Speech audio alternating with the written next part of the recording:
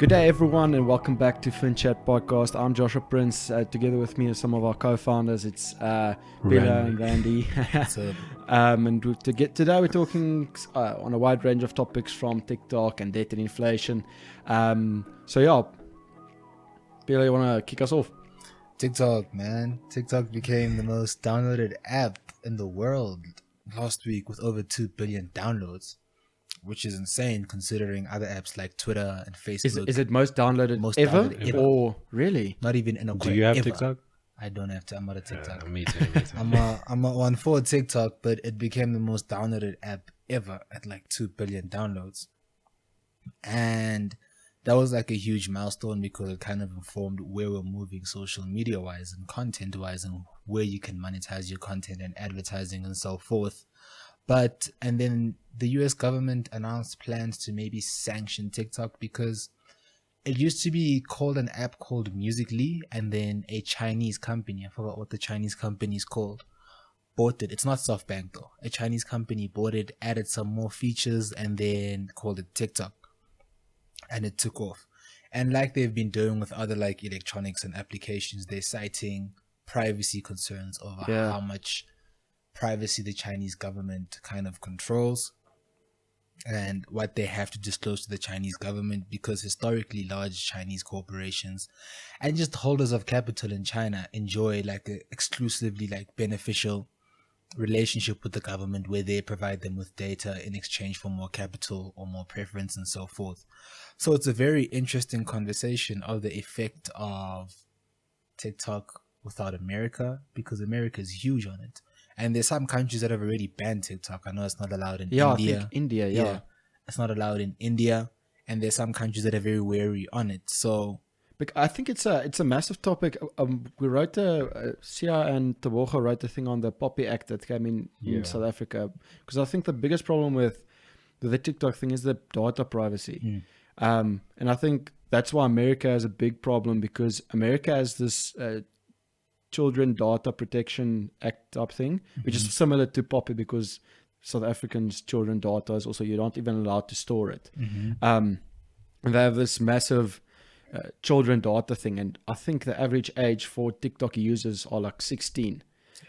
It's kids. It's children that use it. Yeah. It's like 15-year-olds. And I think that's why there's a massive concern around that with China, and especially after the whole Huawei thing coming with a Huawei ban, through them chipping their things. I mean, my daughter is I have a Huawei router, and like that's something. They chip, like there's been so many accounts of them chipping actual devices, which is scary. But it will be interesting to see where the world goes with things like TikTok, where it has like a massive dependency on it. Like people would be extremely mad if it's taken away.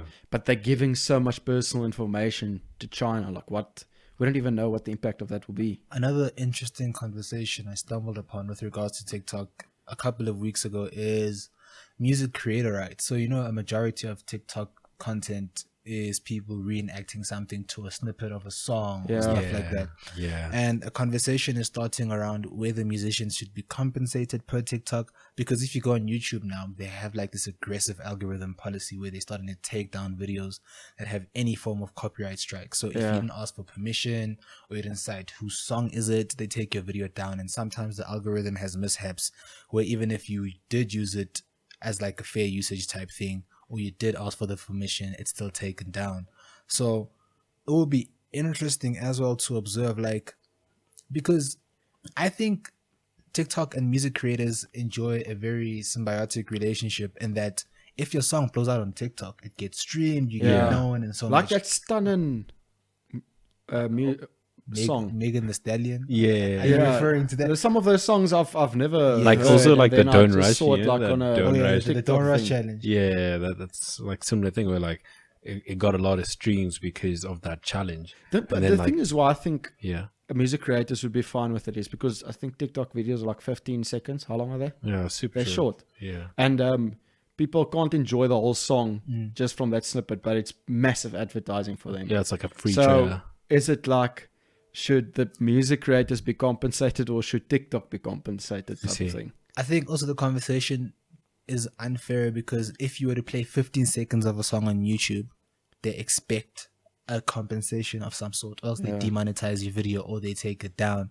I think that's where a lot of the argument pivots, where I've posted snippets of songs on Twitter and I get a DCMA complaint and I get it taken down. For real? Yes, like a little snippet, Josh, and it gets taken down. So these platforms are coming in and saying, it appears that maybe TikTok is enjoying a relationship with record labels, maybe, but like it's kind of unfair that it's considered fair usage for someone to dance to a TikTok song for 30 seconds or for 1 minute, and that's considered fair usage. But it's But like when, to post it. yes, when But for it's me, on, that enslaves the artists more than it enslaves Because like now your the music's not company, getting a because chance to I be mean, blown.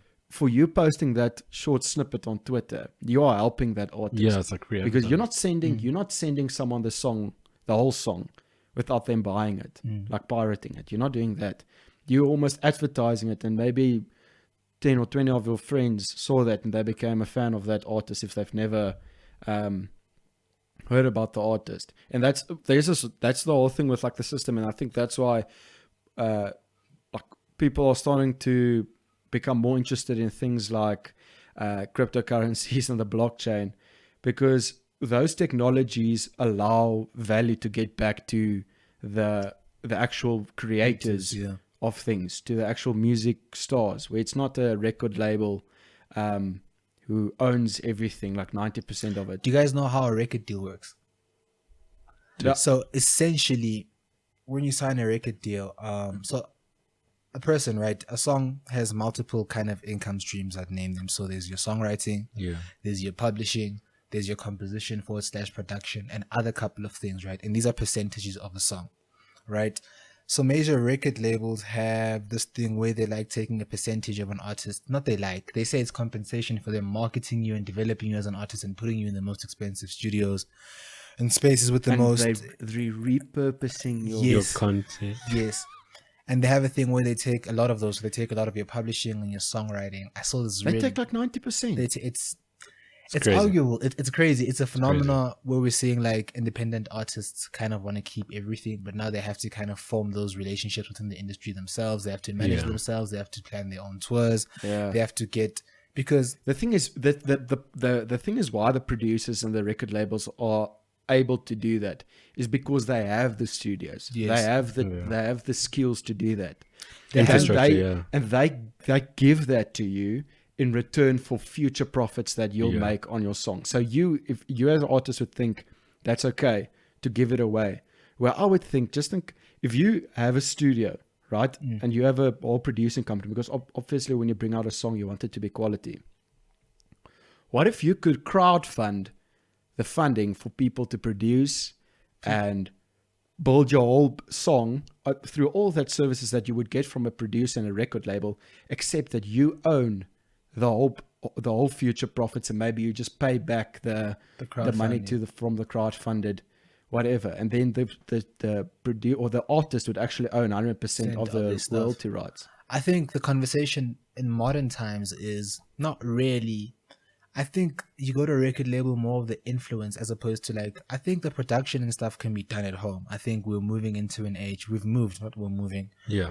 A lot of my favorite artists make music at home with the relatively inexpensive, as opposed to a whole studio equipment, right? I think so they have like a small studio, a small room in their house. I think the record label conversation is the rooms that it puts you in.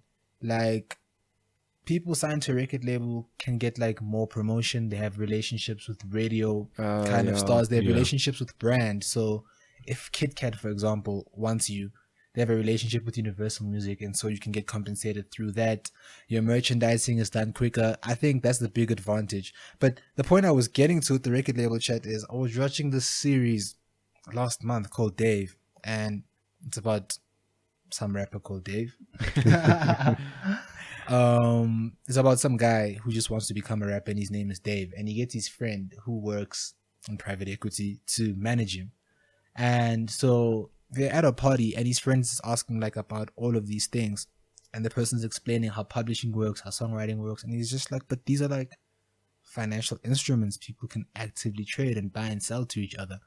And I read up more on that, and people are supporting this theory that it's possible they think in the future that people may buy and sell people's publishing to each other. So you buy Michael Jackson's songwriting credit from his family and you keep it for 10 years. Like that licensing, that IP. Yes, Like yes. people understanding the value of Yes. IP and seeing it as an Yes. asset, as that can bring in future cash flows, so they're Yeah. buying and selling that. That's super interesting. It's just, and it's just open like for me, like you're saying, it was just super interesting for me. Just open like a whole new dimension of wow, if you can really strip this back, Because you can can value that. You can Yes. definitely do a discounted Yes. cash flow Yes. on the future Yes. royalties that you expect from a song. And that's also why the crowdfunding thing made sense to me, where if you are an artist, obviously you have to, if you're established artist, you can give away less of your song for the crowdfunding. If you sell like a share in your new song to produce and everything into it. But if you're still new to it, you have to give away more of it because of the lower present value, the lower net present value, because the distribution or the estimates are less with the assumptions. Because I would think, so now if you're a more established songwriter and everything, to think about like that's a lower risk, so your discount rate would be less, and you would discount those future cash flows at a lower rate, creating this song as more value than you can, if you understand, to raise like $1 million and the potential value of a song is 10 million. You just have to give away 10%. I think it's very like also like seasonal based, you know, because like there's like, you know, you get those like, because like there's always like waves that people jump on. So like let's say like we can say you're Drake is like, you know, you're universally known, he's always like booming. If he releases a track, then like people hop on it. Does he have his own production company? He has his own producer, Noah, who's like he's been working alongside him for like forever, and he's also like amazing. But no, I think Drake is signed to Universal. So, and how much do you think they take from it? I don't know, but I know his deal was worth like was it 500 mil? Oh, but they also sign artists, right? I think they signed him for over $100 million. Yeah, so they give them money at the beginning. They do. For the future cash flows that they would get. Yes. So they also see it as an investment. It's an investment. At the end of the day, it's an investment. We're putting all our resources into you. We're putting all of our marketing, everything, all of our promotion and so forth, and we expect a particular return. Yeah. And you can argue for the good of it, you can argue for the bad of it. The bad of it being maybe an artist not making artistically kind of sound music and making more popular sound music so they can get like a return on that. Yeah, because that's when like the conflict like goes, we spoke last time about the valuation thing where you would rather drive a KPI that would drive a valuation rather than driving quality in your business. Yes. Yeah. So that's the same thing. You would rather drive the popularity because that drives your valuation rather than doing something that you really care about, creating proper music. So then do you think like that kind of like sinks in like artists will like tend to do music which is popular because of like that's what your record label says you should do? Definitely. And If I'm conflict of interest, Universal, that's crazy though. I'm Universal and I sign you for over $100 million, you're releasing a 2C slide and making a TikTok anthem. If I'm Universal and I'm signing you for over $100 million, bro, you're releasing an album over 20 songs. I don't care if they're redundant or And not. you're just so you're they can get doing what I streams. think is cool. Yes. You're doing what I think is cool and what I think will get me my return on my $100 million investment. It's unfortunate. Yeah. And that's what the art suffers so and it's bad. unfortunate. That's the problem, yeah, because like Yes. you got signed because of your authenticity and your like your rights and everything, right? And then now you come on and then like you going on this because like let's compare like the Joe Rogan thing, you know. Yeah. I mean, they're paying him to be himself. Yeah. Essentially, Yeah. you know. So why people watching this is a big part of it is like he's himself and like he produces content that he was. I mean, like for my thing is like I don't think between the first episode and whatever episode he is in now, he's still himself, and that's what he's paid for, right? So now your I guess now Spotify would now owns his content now. So they come in now, they'll tell him to deviate. Doesn't that now decrease the future? No, I don't think they will tell him to deviate. No, I'm saying like in that situation, like hypothetical situation. Yeah. See, then if you like tell him to like deviate from that, then kind of like you're kind of shooting yourself in the foot. Are you not? I don't think so. I think the record label goes into making more mainstream. So a lot of the artists that record labels sign are more nuanced and they have like a set fan base. Yeah. And obviously they're gonna try make you appeal to as a lot of people as possible. And they're gonna make your song sound as catchy as possible. And so, yeah, obviously, original fan base may shun it. That's why we hate like our favorite artists going commercial. Yeah, Because yeah. we shun that. Yeah. But in the greater scheme of things, the less nuanced kind of musical listener or someone who just wants to hear something fun on the radio is obviously going to hop on that. So it's a conundrum where like you're using your day one fans, but like you're gaining a whole bunch of people. Yeah. Yeah. And the thing is, then when you get a publisher, say now like Universal signs Drake, they're going to give him a PR person as well and tell him what to say to other people. Yeah. So, and politics sell. So the thing is, if we want to make a mushel out of money, we can start a political podcast and just talk about the politics and choose a certain side and just start talking about that. Yeah. And just sensationalize it, overly And then sensationalize what would it. our friends tell us? They tell us we're sellout. Yeah. Yeah. And that's what happens. And then, but yeah. Lots of respect. Yeah. But talking about like how money at the end of the day is everything. With COVID, we've seen like all the big countries, all the countries, especially South Africa, like driving up their debt levels crazily. And we know the relationship between debt and inflation is basically if inflation is higher, your cost of debt is lower. Because if you have to pay off 9% a year on debt, but your inflation is 6%, then you only have to make 3% extra above the price increases just by selling your products to service your debt, right? So what I've actually heard, and I heard it on Masters in Business, which is a great podcast that I think everyone should go listen to, by Barry Ritholtz. It's a Bloomberg podcast. But a guy spoke and he said, even like he's scared with America because their debt levels are so high now, and debt levels are insane. They are basically their debt levels are at like $24 trillion, yes. and their GDP is at 22 trillion. So they have over 100% debt to GDP. Yeah.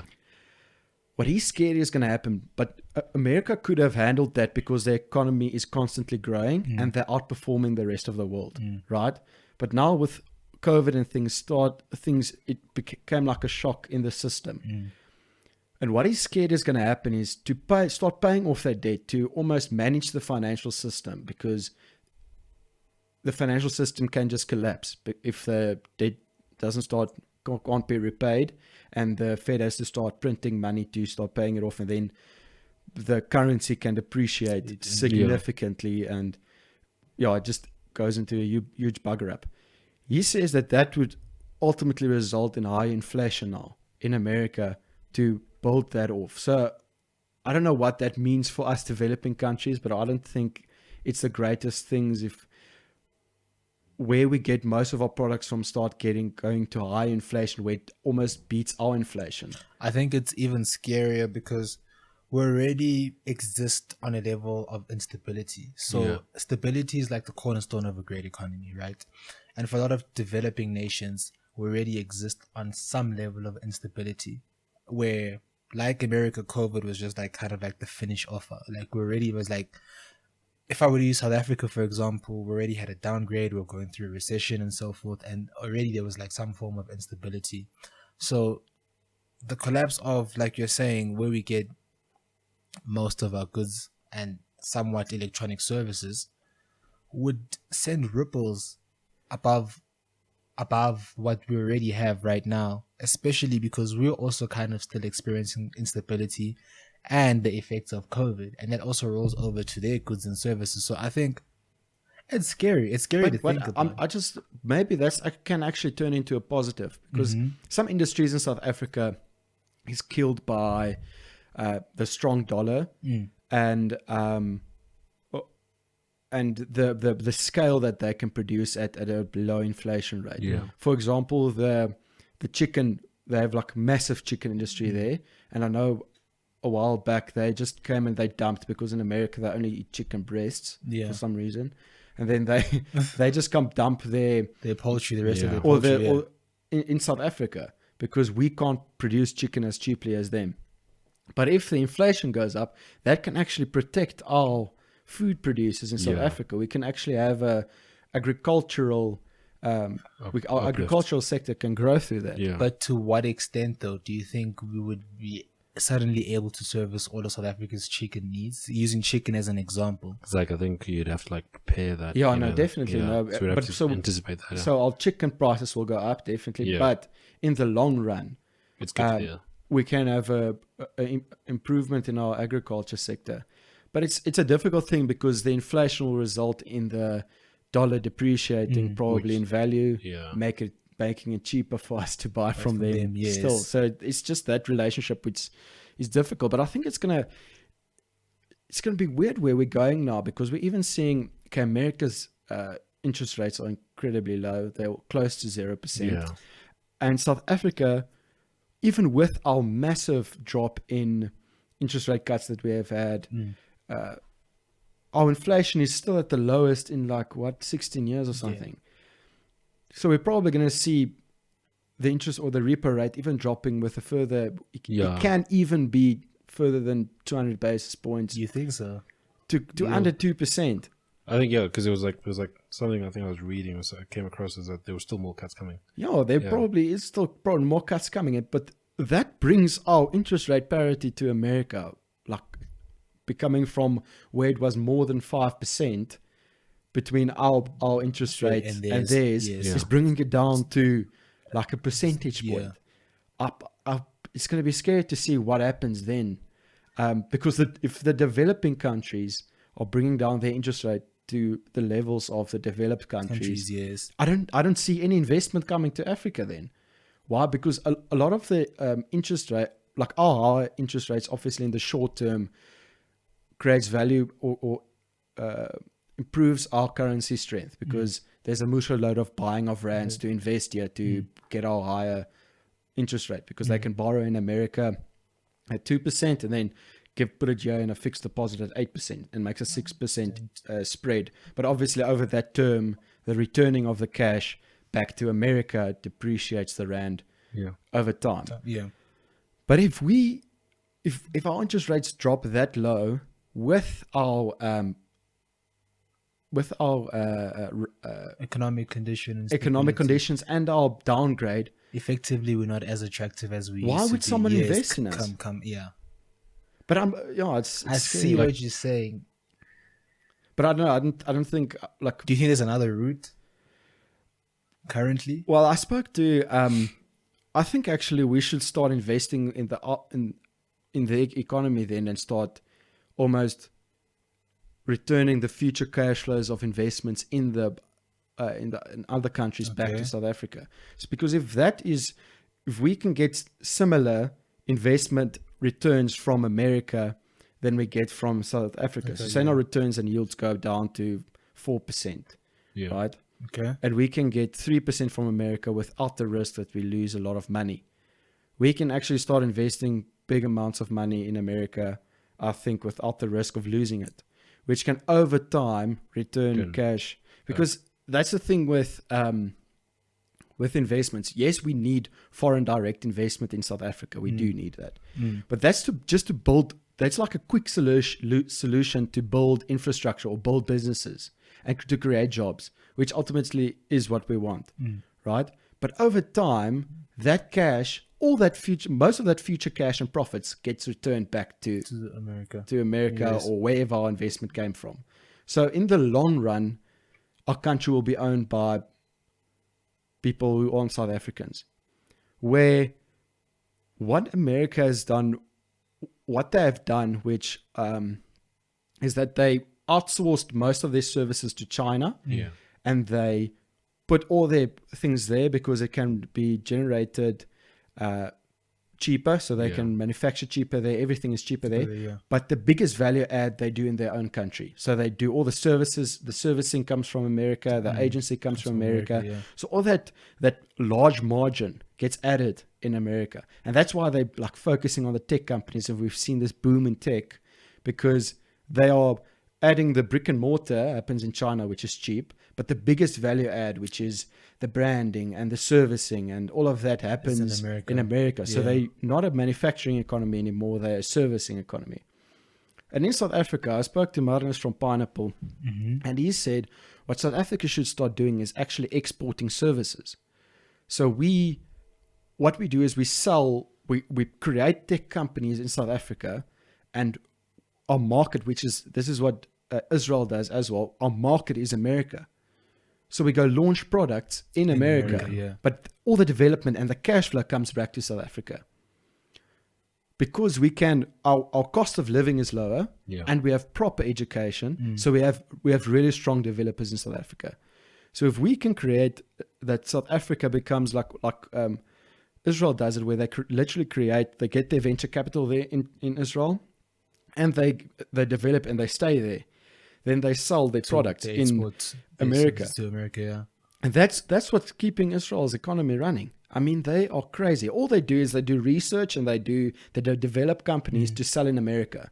The whole market is America. They don't even think about selling any place else in the world. And that builds the economy. I think they're like one of the smallest countries in the world with no natural resources. Literally, it's a desert. It's like desert. And they have their GDP per capita is like one of the best in the world. Do you think South African services developed this side could be competitive in America? I think we can. We have very clever people. I think we're just scared. We don't push enough money into it. Yeah. For example, like Pineapple is a good example for me. Pineapple Insurance. A company just listed in America, Lemonade, with literally the same business. They had a massively successful IPO.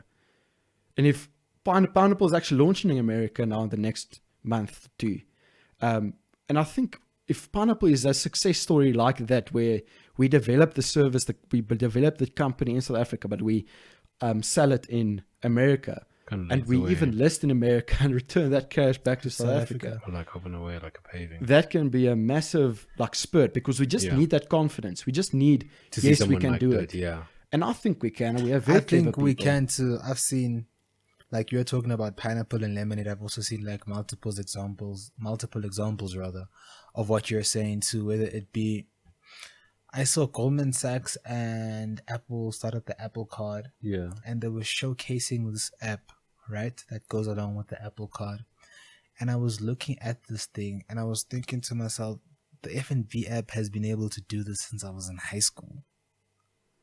And there's stuff that you can do on the F&B app that there are companies in Silicon Valley that are unicorns for providing that. They are unicorns. They have billion-dollar valuations for providing some of the most simplest services ever that we think like, But that's actually such an interesting point what you make there, because South Africa's banking sector is it's amazing. It's incredible. Yeah. Retail. We are one of the top 5 banking industries in the world is South Africa.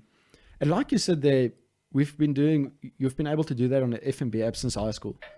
What if our banking services, what if we stop just focusing on the South African market and actually start pushing our banking services to America? Obviously, it's going to be difficult because I think the regulation is going to... Can I ask, do you think they're comfortable? Do you think they're too comfortable in SA? Yes. The banks. It's so easy. There's only 5 banks in South Africa.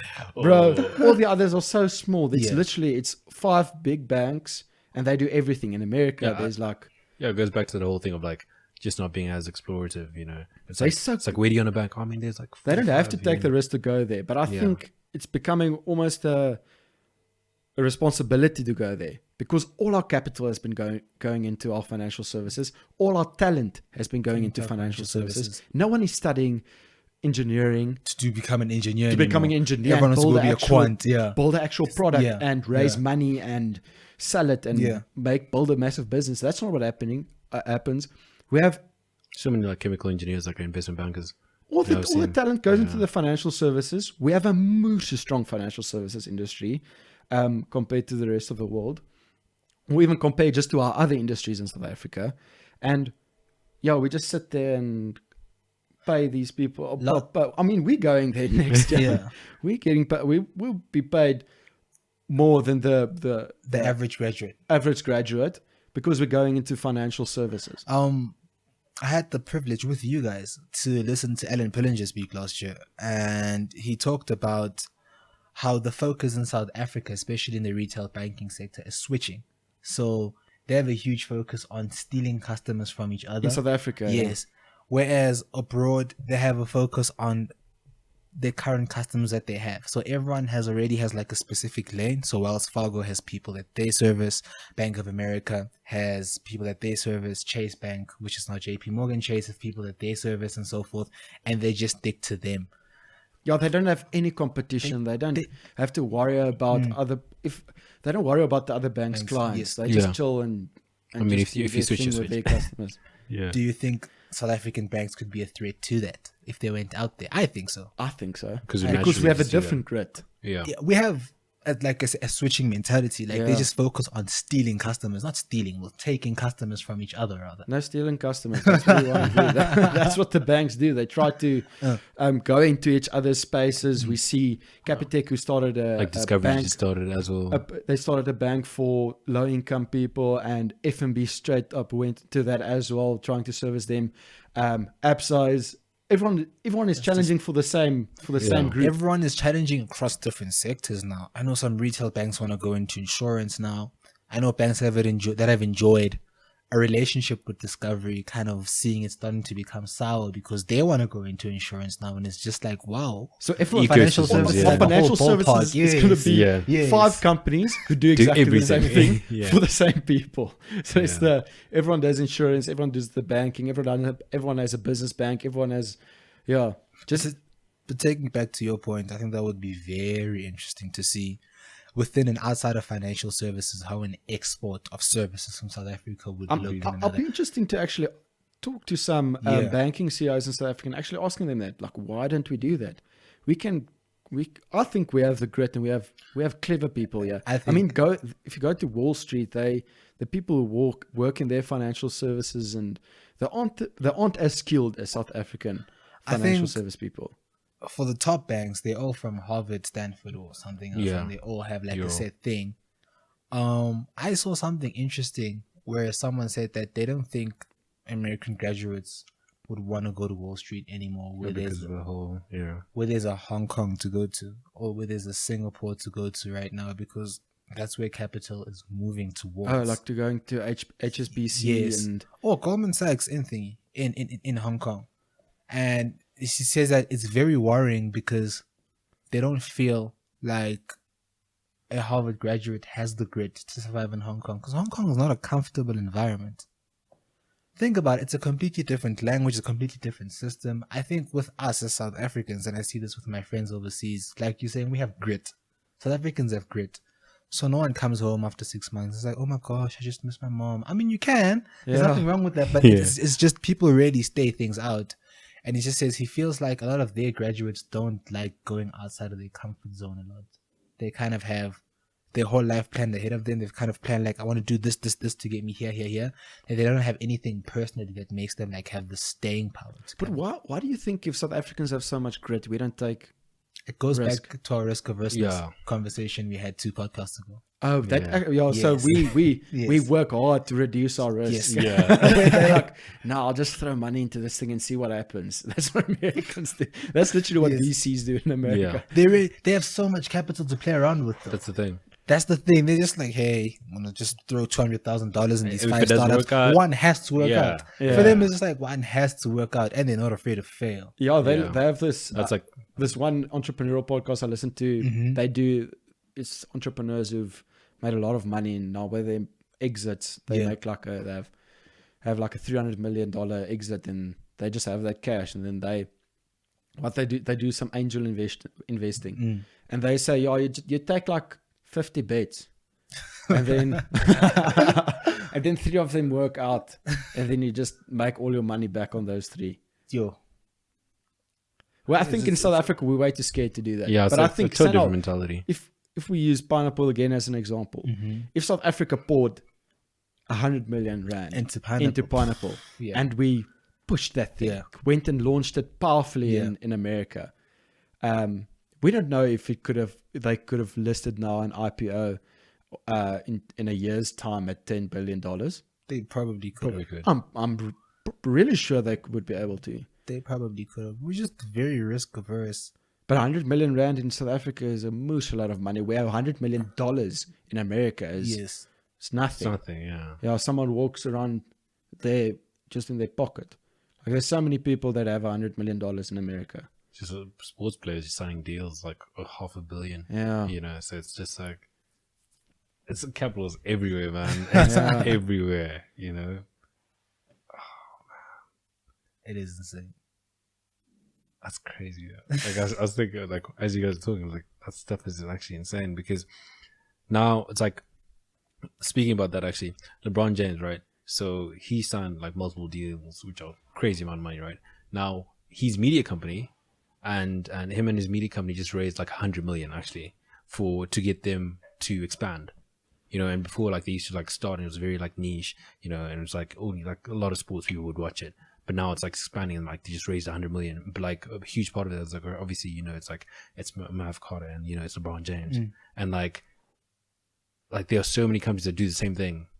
But, you know, because there's so much capital, you know, people would just go and do that. Yeah. And they're not like in South Africa, we look at things and we always try to analyze the competition heavily because the market is so small. Everyone competes for the same market and you have to be like extremely unique and you have to have a different value proposition. And we learn about all these things in business school. When America, people would literally see a company, they see, well, I'm in a different geographical location as them. Yes.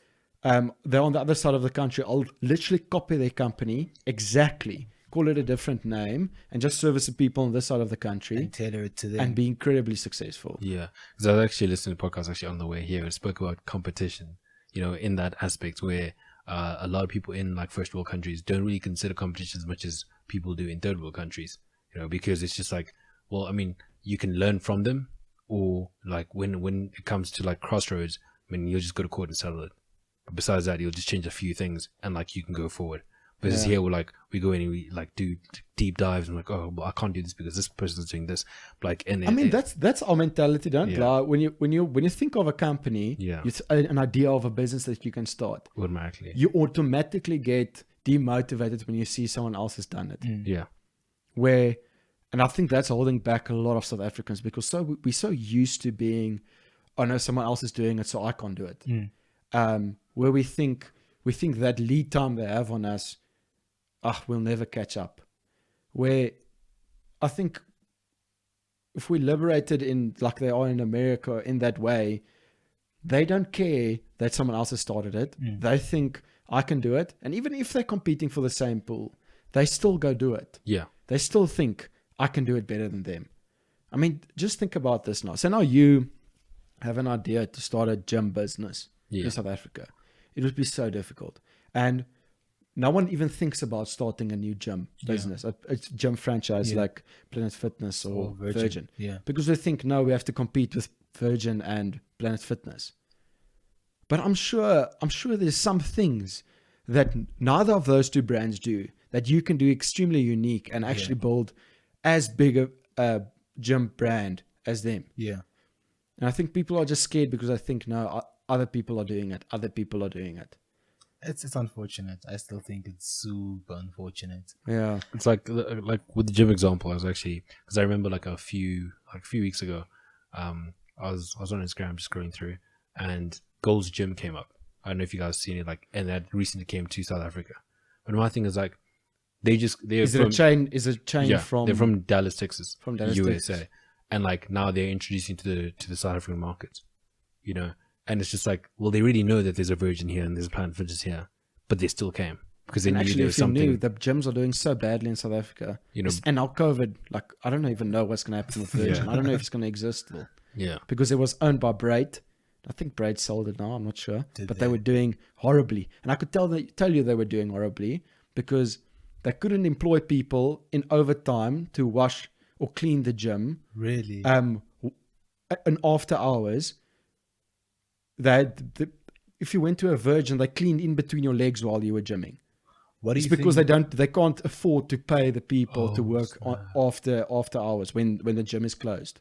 What do you think went wrong there? Because it seems like Braid did a couple of good business, a couple of good deals. Yeah. I think it's also a private equity company, or big fund, listed fund, and some deals just started going sour, and then Virgin Active was one of those cash cow things, and always what happens in these funds and things in the financial services industry, when something does well, they just start pulling cash out of it. And then as soon as you start pulling cash out of something, the quality goes down. Obviously, yeah. And they started pulling cash out of it to start servicing some of their other debts, because obviously private equity companies leverage highly, so they have a lot of debt to pay off. And they started pulling cash out of Virgin to pay that. And now I think they had to sell Virgin. I'm not 100% sure, but I think they sold Virgin. And that's why Brait's share price tanked in the last 2 years or. Did you guys see Fashini is planning on buying Jet? Yeah. Oh, really? From Edcon? Yeah. Yeah, that's... Jet also came back recently. They starting to sell nicer clothes. I mean, when I was young, Jet was a different thing than it is now. Yeah. Like that transition though, like... I haven't seen a Jet in a while though. There's one in Menlyn. I don't go to Menlyn. A big one in Menlyn. They sell cheap things, cheap clothes, but it's not bad clothes. Okay, it looks good. But yeah, I think that's what we have time for today. I think, yeah. Thank you guys for listening again. Remember, you can find us on all our social media platforms at @FinChatCo. We have a newsletter that we release every week, so subscribe to that. You can find that on any of our social media platforms. There's a link there. Go subscribe, listen to all our podcasts. We have this main channel and the startup stories, so go check those out. Yeah, it's starting next week. You guys have to check it out. It's super exciting. We're starting off the first episode with Palesa from Park Up. Jam-packed episode, so you guys don't want to miss those ones. And yeah, thank you guys so much for listening. We'll see you again next week. Cheers. Cheers.